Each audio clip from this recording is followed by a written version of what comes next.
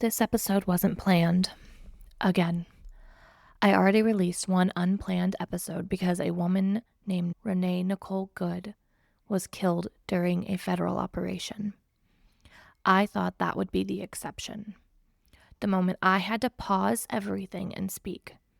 But now, another person, Alex Pretti, is dead after another federal encounter.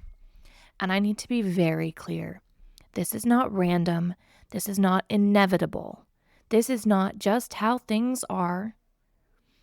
There are no excuses to okay this behavior. There are people with the power to stop this pattern. They are choosing not to. I am not talking about politics as if it's a sport. I'm not talking about parties or slogans or who you voted for. I'm talking about power. Who has it, how they use it, and what happens when they decide that some lives are acceptable collateral damage. When federal agencies repeatedly use force that leads to preventable deaths, that is not an accident. That is the result of policies, training, culture, and leadership. It is the result of choices. When investigations are controlled from the top, when evidence is withheld or delayed, when narratives are pushed out before facts are fully known, that is not neutral. That is a choice. When communities say, we are scared, we are being harmed, we are not safe, and the response is more raids, more escalation, more force. That is a choice. We are being shown over and over again what the priorities are. And it's not our safety. It's not our dignity. It's not our lives. You can call that politics if you want, but I call it right and wrong. Because at some point, we have to stop pretending that this is all just unfortunate chaos. It's not. It's a system behaving exactly as it's been allowed to behave. It's people in power making decisions and facing almost no consequences when those decisions lead to death. I need you to hear me when I say this. If we treat this as normal, it will continue. If we treat this as just how it is, it will get worse. I'm not asking you to agree with me over every policy. I'm not asking you to share my exact worldview. I am asking you to sit with one simple question. How many preventable deaths are we willing to accept from the people who claim to be keeping us safe?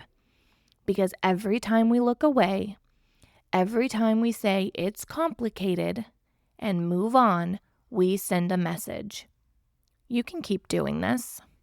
We'll be upset for a moment and then we'll adapt. I refuse to adapt to this. I refuse to accept a version of freedom where people can be killed in the name of safety and no one is held to account.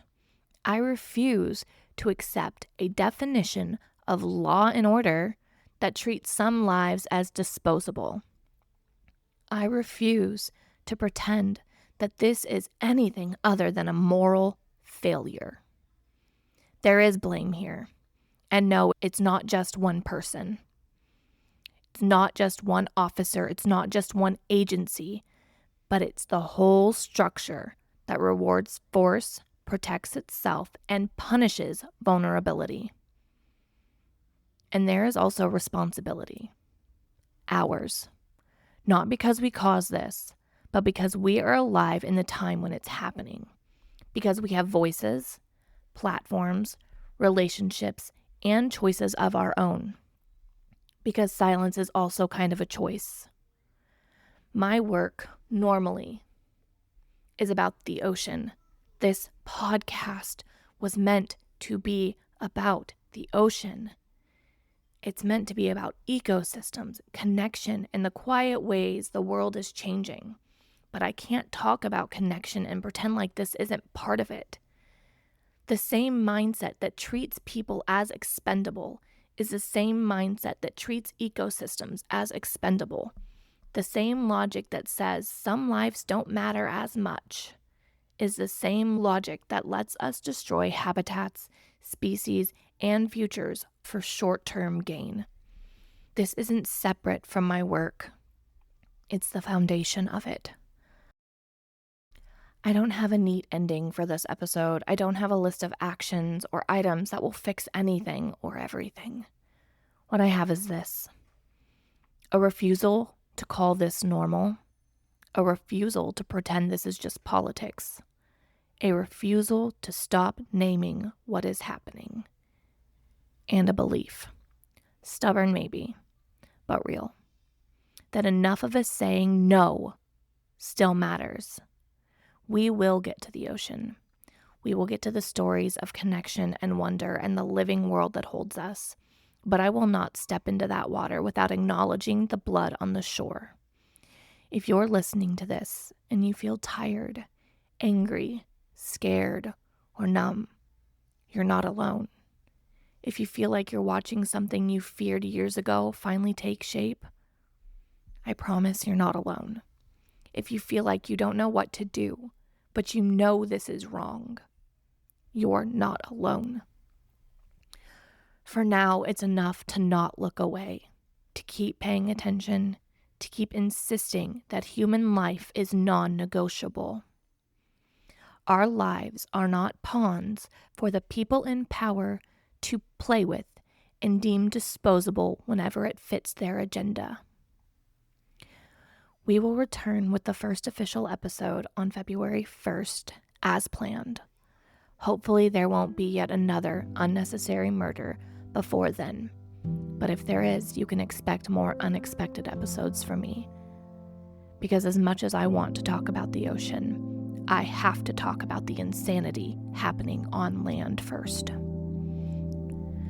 So, I leave you with this. Take care of yourselves, take care of each other, and don't let anyone convince you that this is just the way things have to be. And that's all I have for you in the current today.